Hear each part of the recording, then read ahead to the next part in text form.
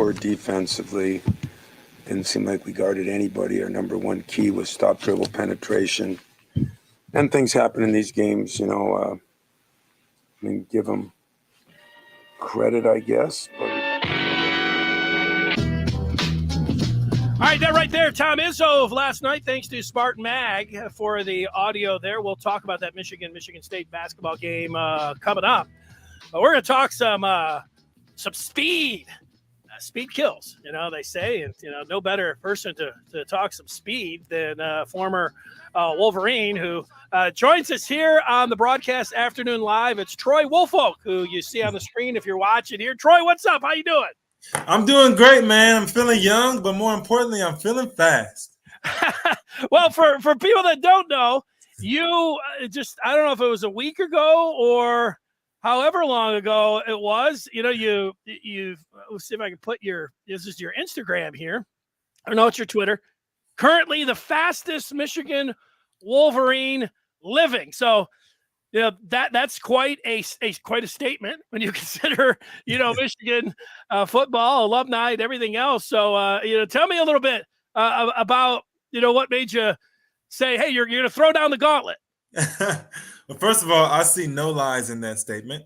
But secondarily, I was just thinking one day because, yeah, I'm 32. I'm not a young teenager or in my 20s anymore. But what I am equipped with is knowledge on how the body moves, knowledge on how to work out and to increase speed and agility, things along those lines. So I was like, although I don't have youth on my side anymore, with experience and what I do have, I'm probably just as fast as ever and more explosive than these current athletes or even previous ones. I mean, I can't really talk about the previous ones because like they're 40, 50, 60s. I'm not really comparing myself to them. Someone even mentioned my dad, and I was like, hey, let him be, okay? Let him be. I'm talking about with current Michigan football players and maybe even the track team. I don't know, but I'm the fastest. What kind of response have you?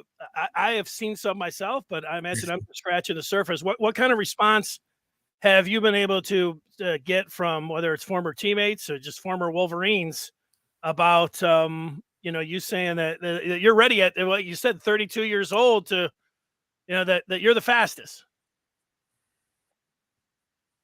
So the first response I got was from former teammates. We have a Team 132. We have a group chat, and we've stayed in touch throughout the years. Every single game, we're lighting the chat up.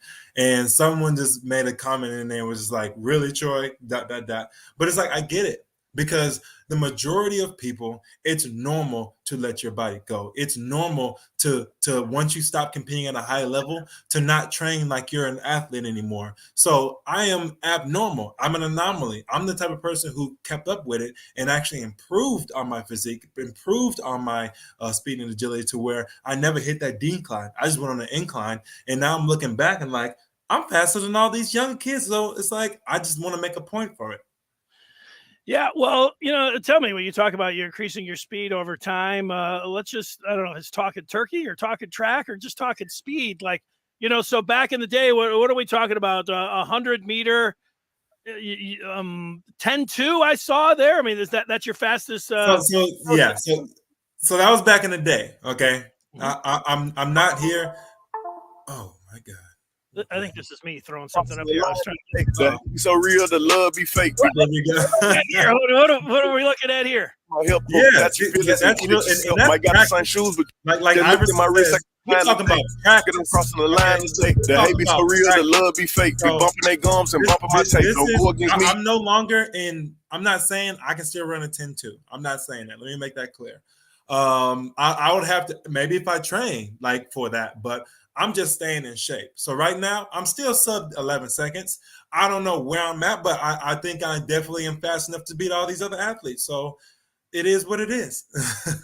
If it was the perfect setup for you, what are we talking about? Is this being down at the track and field at the Jesse Owens track at Michigan for a 40-yard dash on the track? Would this be out on the field? Would this be at the combine at Indy? Would it be 100-meter? Well, what would be the perfect? Great question. I want to make it convenient for these athletes so they don't have any type of you did it on the track. I don't have blocks. I don't do block. No, we're gonna go on the field. I'm planning on coming out there for the spring game, and ideally, this is why I need your help getting more buzz. Maybe after the spring game, we can do it from goal line to where it's a surface that they're familiar with. They have cleats. I don't even wear cleats anymore, but I'll go find some back in my old closet, and we can go from goal line to goal line, and whoever wins is the fastest. Well, you mentioned the spring game is going to be April the 2nd, and I noticed on one of your posts on Twitter that one of the current Wolverines, Amon Dennis, was like, "Yeah, pull up." That's what he said. It's like, "Let's go."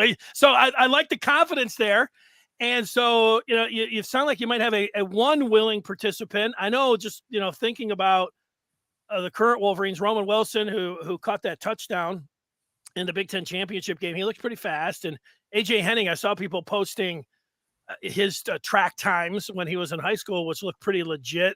So there would be two guys. So you talk about, maybe right after the spring game saying, all right, maybe Jim Harbaugh would say, get the PA announcer, bring somebody in and say, here we go, Troy Woolfolk, and let's go. Let's get a starter down there and let's have at it.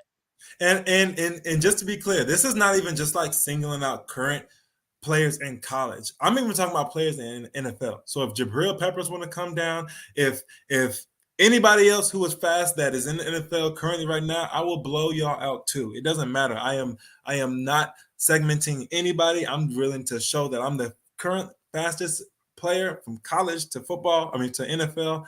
I got everybody beat. It is what it is.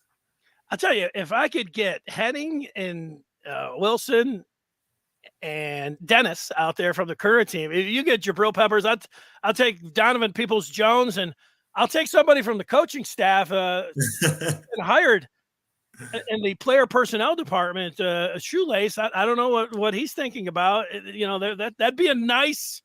Well, that would be that could be the highlight of the spring game.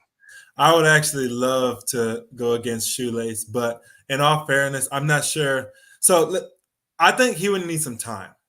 Because being fast, you can't just wake out the bed and be fast. You have to prepare. You got to load them hamstrings up. You got to practice that. So I'll give Shoelace some time. I'll give him to maybe next year's spring game. After I beat everybody this year, I'll give him a whole year to train, and then we can go at it. Because when I win, I don't want any remarks like, "Oh, he's been training." It's like, yeah, because I never stopped. I've been training since I graduated 2011. That's just what I do. Yeah, it reminded me when you said that. I remember Charles Barkley, like 10 years ago, there was one of the he was an old ref. He was older than me, like way older than me. And he was like, "I'll beat you in a race," and Barkley was able to easily beat him. But, I'm not saying Denard's that old or anything. He's the same class as you, right? But I haven't seen Denard Robinson in a while. Maybe he has been, keeping up and if he's willing to do it, I'm willing to race anybody. It's just I just want it to be fair for him. Now sometimes us players we have an ego to where if someone challenges us, we are going to take on that offer. That's why we're great. So it's like I just want him to just keep that ego intact and just wait a year and give you some time to get back in shape, and then I'll give him that race if he wants it. Yeah, it's great. It sounds like it could come together here. We still have a little time to plan, and the spring game. It could be great. Who knows what the conditions would be, but it's possible between 40 and 50 degrees. How Michigan is, and it would be maybe the cherry on top of a great day. For Michigan fans and everything else. We'll go back to that in a second. I just wanted to ask you about football speed, track speed. I can remember a long time ago when I first started covering Michigan, there was a recruiting guy, and he was talking about this guy from Ohio State. His name was Ted Ginn Jr., and he was like, "Ted Ginn's not a football player. He's just a track star."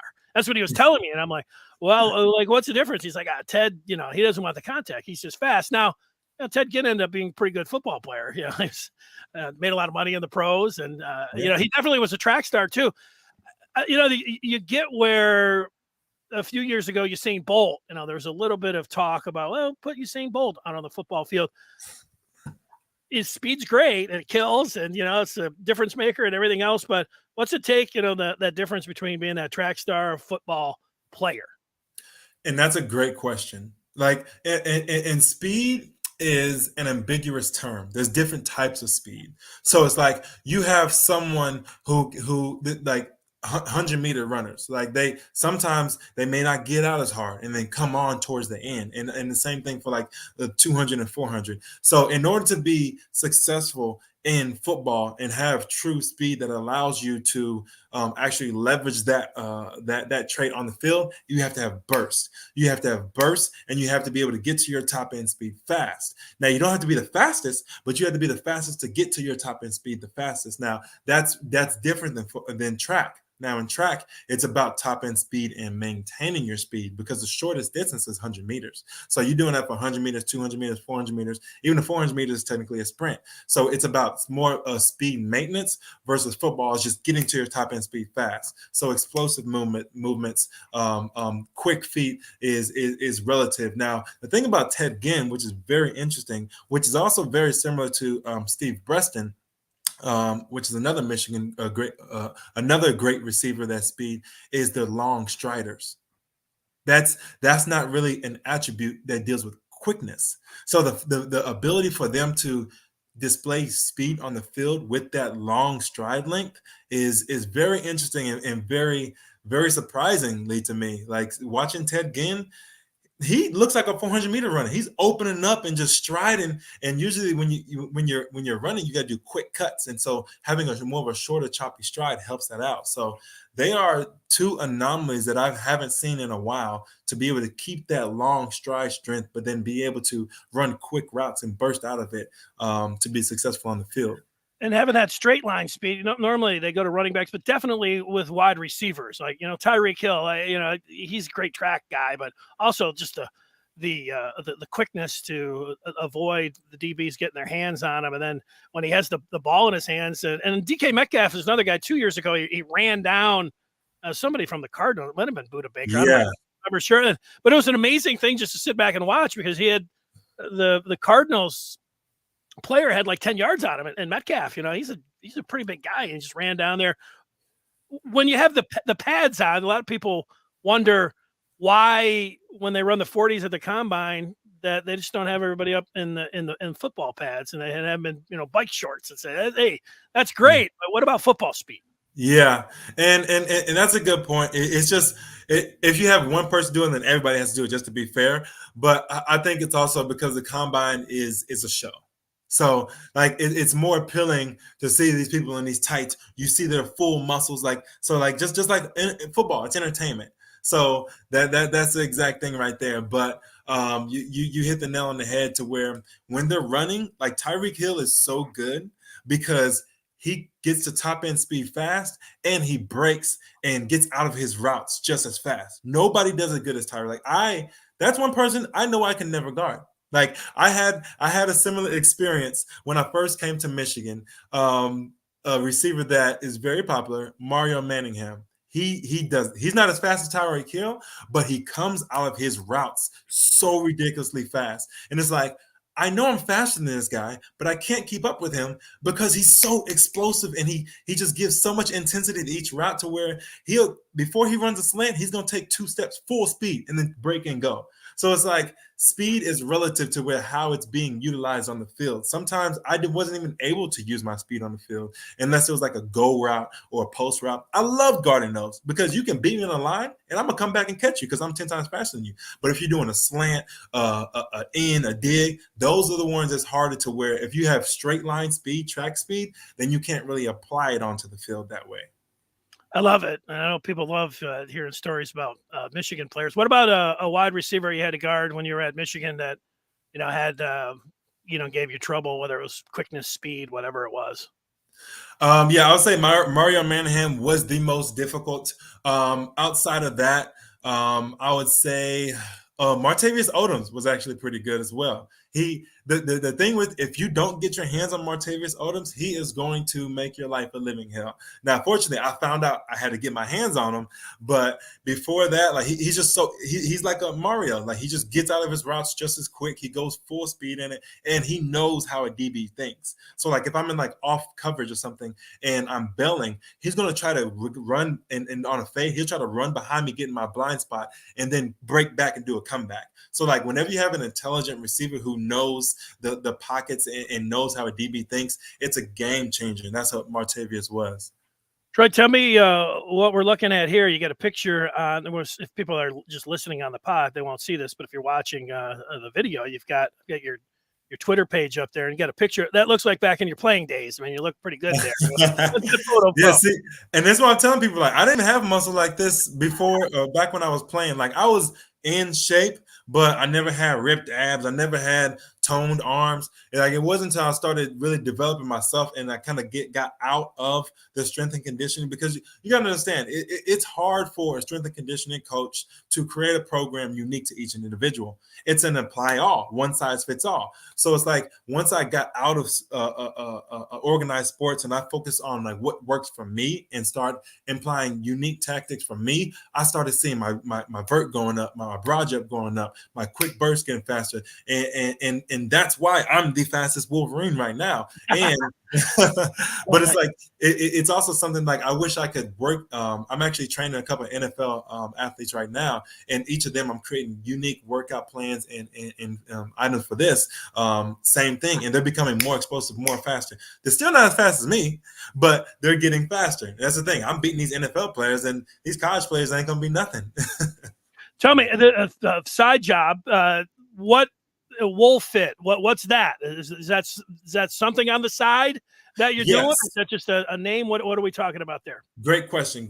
So going back to what I was saying, I also am a trainer on the side too. So where I started off just doing physique training, getting people bodies that they never had before. But I realized like I have a performance side of me that I've been utilizing for myself, that if I could start working with athletes or something, then I can help a lot of people out. So I started working out college athletes. I have a DN that's in Florida right now. This boy, he's about 280, but can go 4'6". Boy can move. And recently picked up a safety with the Patriots. I'm going to working with a linebacker from the Cardinals. So now it's starting to build up, because now people are starting to see, like, first they see me being fast as heck and being 32 years old, and they're starting to see the clients that I'm working with. Everybody's getting stronger and faster, and it's because I'm breaking the mold. I'm not just going to the gym doing your basic squat, bench, like.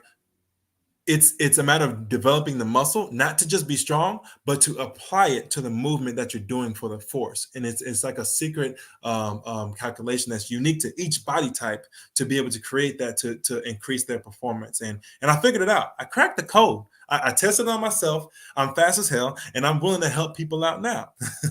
Well, I can't leave without asking you a little bit more about that. I remember the strength and conditioning coach at Michigan a few years ago, Mike Barwes.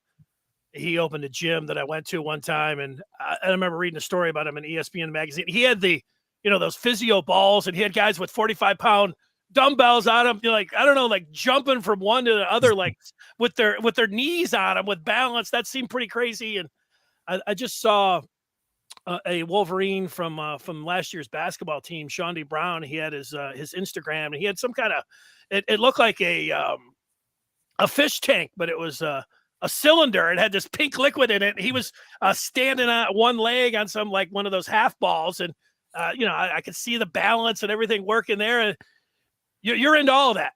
All of that. And it's like a lot of times people are now cognizant of the big muscle groups. People know, okay, I got to work on my hamstrings. I have to work on my quads. I want to build my chest, the aesthetically pleasing muscle groups. But in actuality, we have a lot of deficiencies in the connective muscle tissue that needs to build up to really help those muscle groups perform in which they need to. Like, for an example, everybody has back problems. The reason why you have back problems is because nobody works in the lower back, or nobody works in the glutes.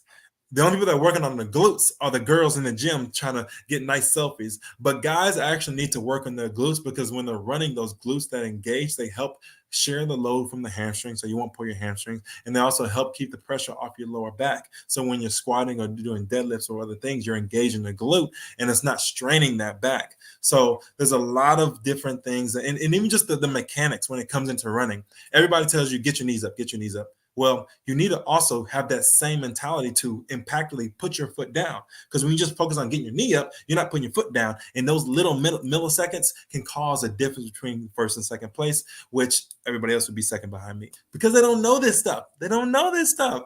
But I do. When I'm at the gym, I noticed a lot of the women they're under that universal bar and thrusting their thighs up. I don't know what's going on there, but I know it's a popular workout form. What do you say that for people that are watching or listening when it comes down to diet? I thought I saw something like you're not that it's extreme, but you're on top of the diet part as well. Yes, I am. So I try to stay away from the word diet because it creates a temporary thought process when it comes to eating. I try to really focus on changing your lifestyle and creating a realistic consumption of food for the day. So what I did is I'm not going to tell you don't eat sweets. Where it's like, okay, how can we figure to fit these sweets in to meet your macros for the day? When I say macros, I'm talking about calories, talking about protein intake, and that's what's important. A lot of times, even when I was younger, I was like 175 pounds, and I was trying to get to 200. And I was working out 6 times a day, but my macros was wrong. Like I needed to be eating about 1 gram of protein for the weight that I weighed. So I should have been having at least 175 grams of protein for that day.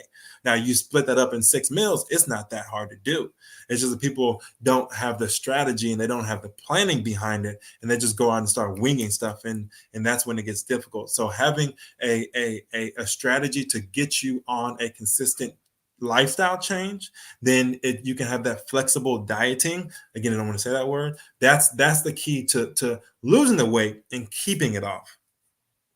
I like all that, and I'm hoping you can build some momentum up to April 2nd. We can see you down at the spring game. I got a couple quick hitters for you. You know, your dad in his prime. If somebody was just remarking on the Maize and Blue Review posting board, it was either against Wisconsin. I know he had a huge game against Michigan State, but he might have taken a 90-yarder against Wisconsin at the Big House, and somebody was saying they were a student, and they had the perfect view of him just flying down the sideline. Great speed, but he's bigger. He was bigger than you. Your dad in his prime. So a long way to ask this question, or you in your prime. Who's winning that race? You know, my dad was very impressive because, like you said, he was a big dude. Yeah. And he was still running that fast. Now, we actually both had the fastest same PR. His fastest 100-meter time was 10.2. Mine was 10.2. But he was also carrying like 30 more pounds than me. So, like, I still don't understand how he was able to run that fast. Like, when I did that, I was 170.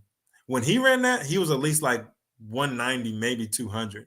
So, like, I'm just still flabbergasted as to how he was able to be so fast, being 20, 30 more pounds than me. So, like, I don't know. I know he could probably beat me up. I'll tell you that. I love the word flabbergasted. What about this year's Michigan team beating Ohio State, winning the Big Ten title in Indy? What did you think of? Where were you at? Did you watch? What did it do for you? Let's just say this. I made a lot of money off of Michigan because I believed in them. Okay. I believed in them at the beginning of the year. I was telling people at the beginning, we're gonna win the Big Ten. Every single game we were getting disrespected from the point spreads. I was like, bet I'm doubling my money I was gonna put because I knew what we had, like, and I saw the potential. And honestly, we weren't even as good as we were supposed to be this year. Once what's his name? The receiver the first game that went down. Ronnie Bell. Yeah, once Bell went down, like, I was hurt so bad because he brought an X factor to our offense to where you had to respect the pass. Like that, he was a phenomenal. I'm so excited to see him back this year. He's a phenomenal player. He's over here doing one hand. He looked like a little OBJ out there. Like that boy is a baller, and he's gonna demand the respect of the safety. So that run game, they're gonna be a little bit slower to come down, and we were still able to run even without him. So having him back the next year, I have just as much confidence in the team that we're going to win Big Tens again and have a chance to be in that College Bowls playoffs and perform better this time. It was our first time there. We got a little scared. That's okay. But next year, we're going to come back at it. Any of these DBs, Michigan loses their safety, Brad Hawkins and Dax Hill, but, Jymon Green, DJ Turner, mentioned Amon Dennis. Any of these guys remind you of a young Troy Woolfolk out there as you take a look at them? I was a weird type of DB. I don't know. I would say they're good in their own right. But I think this year I am looking to see someone step up. There was a couple games to where I did kind of get nervous about our secondary, especially like Wisconsin game when we were shutting down the run, and they just started throwing it up, and it seemed like they were just getting everything. So I would like for the DBs at least to keep the ball in front of them. Like, just start with that. Like, we can't get beat deep. Like that was one thing I prided myself on. If you're gonna catch it on me, I'm gonna see you catch it. It's gonna be in front of me. No balls behind us, and we can work from there. I think our defense is good enough to where if we prevent those big shots, then we will get turnovers and we will get third, fourth down stops. Well, it's awesome. And to take it back where we started, you're claiming that you're the fastest Wolverine alive. I remember back in the day when I was a youngster, the NFL, they used to have this they used to have these competitions. They would go through these obstacle courses, and they would run a 100-yard dash. And Darrell Green was this defensive back for the Washington Reds, the Commanders, I guess now they're called the Commanders. I remember that. And, nobody could touch him. I mean, he was just it was always great, though, to see, like, okay, who's coming in second?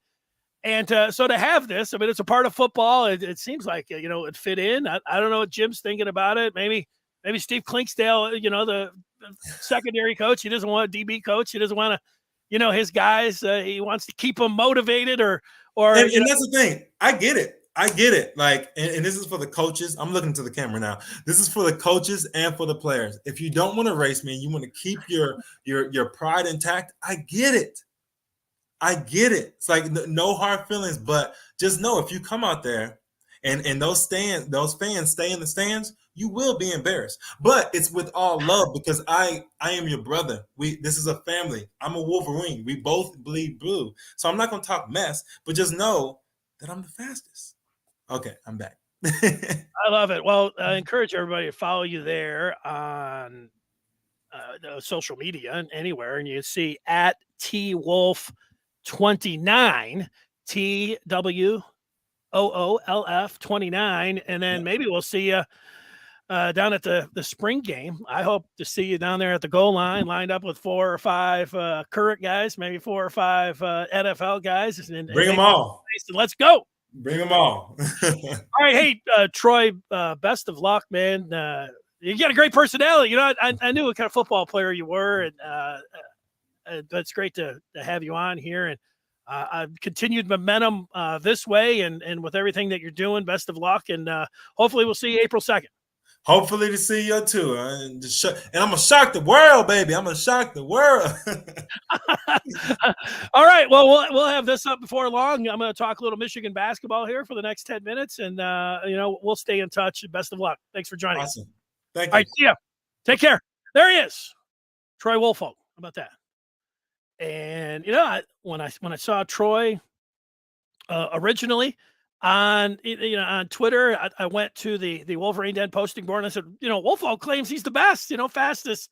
And then it's kind of taken off from there. But it would be the spring game. I love the spring game and having an actual game. And then afterwards having this would be spectacular. So we're going to do everything we can to see if we know the big man has to make the decision. And I don't know what Jim's thinking. And if run it by his coaches, run it by his players. But we'll see. Maybe we can get some former players out there as well. So great stuff. Now, speaking of great stuff, it was great last night. This particular game for Michigan, Hunter Dickinson, Tom Izzo, and Michigan needing to get that victory, and they go out there and they're able to take care of business and up by 16 at the half, end up winning it by 17 points, and in impressive fashion for Michigan. A couple things that I wanted to throw your way when it came down to this game here. There's Troy, and it's Hunter Dickinson goes for a career high 33 points, and he just pounded Michigan. Made sure they got the ball down low, pounded it down low to Hunter Dickinson, and he comes up with 33 points. Michigan wins it 87-70, and they're looking good for the NCAA tournament. And they've got 2 games to go, and I think that, my projection, it's getting down here. You got a bracketologist and bracket guys, Michigan, they might be in already. And I would put it in a tenuous situation if they lost these next 2 games. But if they beat Iowa, I think you can feel pretty good about Michigan getting into the tournament. That's where I'm sitting with it. But a couple of things when you just take a look at last night's game, and one of them was about Hunter Dickinson and what happened in the second half. He was looking over, he was even doing it in the first half. He was looking over to the Michigan State bench. And we've seen Hunter this year at different times when he scores.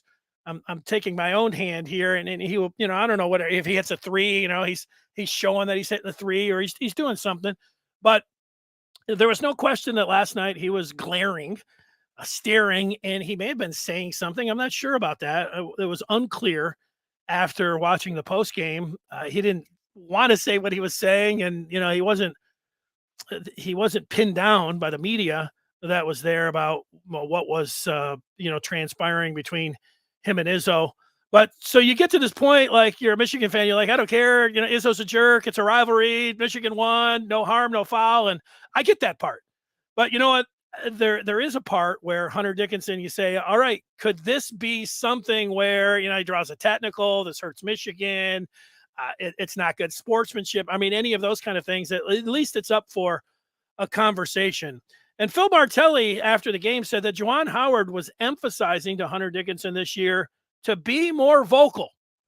And I don't know if that involved flexing, after he was dunking on Michigan State. I don't think that Juwan was saying, hey, yeah, glare over at the opponent's bench.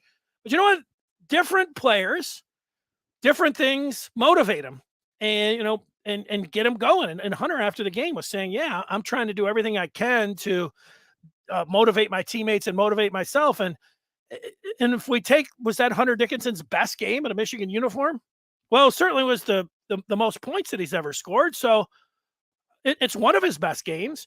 And he was very vocal. He was demonstrative. He was flexing left and right. And he was interacting with the opponent's bench. Now, if you go back to last year when he was a freshman, when Michigan went to Maryland, there was no doubt that he had words for the Maryland bench and he drew a tech. So he was saying something there. And some guys like, it was a Jordan, and you're watching the documentary, and he was like, yeah, I remembered that. It's famous now. Draymond Green got picked in the second round. Golden State picked him in the second round. I watched the interview a couple months ago with Draymond Green, and the announcer was like, Draymond, you remember all the guys that were picked before you? He's like, I remember everyone. And he started going through all 30 teams and who was picked. And he said, that's a motivation for him. He wakes up. You get to that. A lot of fans, myself included, would say, why would a player, if you think, saying something about the opponent is going to motivate somebody that you don't know anything about sports, I'm going to flip that. I'm going to say, we don't know anything about the very 1% of sports. These guys, Tom Brady, he's always looking for some kind of edge. Yeah. Tom Brady, it was like anybody that was picked in the first 5 rounds, not even of his draft year. He was always looking for something to get him motivated. And if it motivates Hunter Dickinson to flex, to be look over at the opponent's bench. Now, it is a line. And Martelli said, make it about your game. But if it fires Hunter Dickinson to get the best out of him, to look over at the opponent's bench and have something to say, and I think what was happening is that he was saying, these guys are too small for me to guard. Now, Tom Izzo was not the tallest guy. I think Izzo was thinking that he was talking about him being short, and maybe it was because Tom Izzo threw a tantrum, and Izzo was over there like, calling the ref over and saying, what's going on here? He's taunting us, or he's taunting me. And I don't know, maybe Hunter was taunting Tom Izzo and calling him short. You're a Michigan fan, you think that's funny. You think State fan, you think it's over the line. It's a rivalry. But after that, Dickinson didn't, he stopped after the Izzo tantrum. He wasn't looking over at the bench and everything. He still was playing great. Maybe everything, the motivation served him, and he was awesome. But if Hunter Dickinson can walk that line where he's going to look over at the opponent's bench, where he's going to flex, and that's going to make him the best version of himself, I'm all for it. Sure, you're going to say, hey, let's not, you can't get too close, you screaming, obscenities, anything like that, whatever, but there is a line there. But, he's going up to that line, go a little bit over the line. If he plays like he did last night, I'm with it. That's where I'm at. A couple other things on the game last night. Frankie Collins comes in after Devontae Jones is in the early foul trouble, and he has 4 assists and a couple rebounds, and he's great. And he wasn't just good. He was great in the first half. That's very good news for Michigan, who's looking for some help, backup help at the point, bench, offense. Frankie Collins had all of that. Terrence Williams II. If you would have said, pick a player from Michigan who will hit 3 threes in the first half, I would not have picked Terrence Williams first, second, third, fourth, or fifth. Would I have picked Bufkin in front of him? Yes. Oh, so I'm getting down to maybe my 7th selection. Would I have picked Terrence Williams as I would have picked him in front of Frankie Collins. Terrence Williams, great job, man. If he could come in and shoot it with confidence. I don't think he's going to go 3 for 3 in his first 3 shots every game, but that was fantastic for Michigan. Last part here, Caleb Houston. I left the end off of his name. Kind of looks cool to have his name, Houston.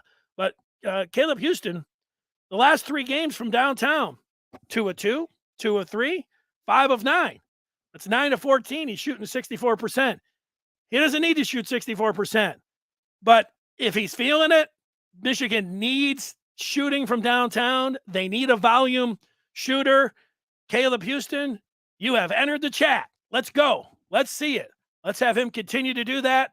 Houston averaging over 19 points per game and shooting 64% from downtown. That is all good news for the Wolverines. And with that game last night, now sitting here feeling really good about their chances to get into the NCAA tournament. The way Hunter Dickinson is playing Devontae Jones, he got in the early foul trouble. He's looking good here late in the season. He's playing his best basketball. You start doing this. This is what you do. This is the time in March.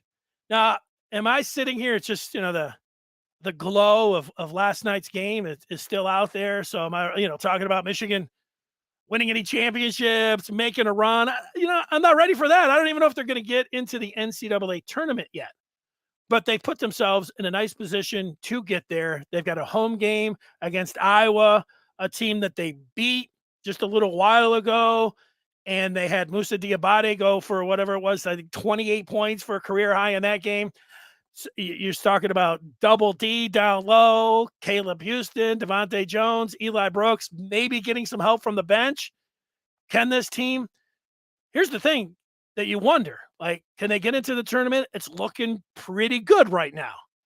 If they can beat Iowa, now they've gone out there and, they're winning consecutive games, something they've not done. If you go back to last month, February, they win one, lose one, win one, lose one. They haven't been able to put consecutive games together. Go out there tomorrow night and beat Iowa. 2 wins against, whatever you want to say about Michigan State or Iowa, fringe top 25, certainly net top 30 or 40 teams in the net rankings. And then, hey, what's going to happen on Sunday with Ohio State? Could you put that streak together? I'll tell you, Michigan puts a little run together where they win some consecutive games and they continue showing some of the things that that they have here, the bench, some shooting, a dominant low post game, whether it's going to be Dickinson and Diabate, the Double D identity that they forged here since the Purdue win a couple weeks ago. That's not sky's the limit, but could you at least entertain the possibility that they could go into one of these tournaments, whether it's in Indianapolis and get to the weekend? That's just winning 2 games, unless you consider Friday the weekend. So then they'll have to win 1 game. I'm considering Saturday and Sunday the weekend. Could they win 2 games there? I'm sitting here today. I don't think that's like no way. No way is Michigan going to beat, let's say, Indiana and Wisconsin. I think they could do that. I think they could. And then you get to the big dance. And for this team, you might have thought, and I thought myself, that it would have been a disappointment if they didn't get to the Final Four or make a run in the tournament, considering they were a top 5 team preseason. But we found out really quickly that this wasn't one of the top 5 teams in the country. And they're not a top 5 team. They're not a top 10 team. They don't look like they're a top 25 team. But at some point, and it was pretty quick after 3 or 4 games, it was like, it didn't look like this team's getting into the tournament. So to be able to get into the tournament is nice for this group. It's the start of a pass-fail type situation where you're just looking at the season. And we all know that you make yourself in March. Could they win consecutive games in the NCAA tournament? That's getting ahead of ourselves, but they find a little bit more of what they had last night, a little bit more of what they had against Purdue, and we're going to know in these next 2 games. It keeps going win loss, and no, it's like they are who we thought they were. Are they who we thought they were? Start getting yourself mixed up when you get to that Denny Green. They are who we thought they were. Now, I think they can beat Iowa. They just beat them. They're at home. It's senior night. Get that win. Nebraska beat Ohio State. It might work against Michigan on Sunday. But you know how you'll feel about that game. If Michigan goes out and beat Iowa, then you're going to start thinking about seeding. And start thinking about making a run in Indy. And start thinking about, you know what? Indy was not that bad of a drive. I did it for the Big Ten title game, for the football team. Blast down to Indy and buy a couple days session down there to watch Michigan. Talking about they make a little run here at the end of the year. Why not? Sounds good to me. All right. Thanks for joining us. Thanks to Troy Woolfolk. We were on a little bit earlier today, and we'll be back tomorrow at 1 o'clock. Until then, thanks for watching and listening, and everybody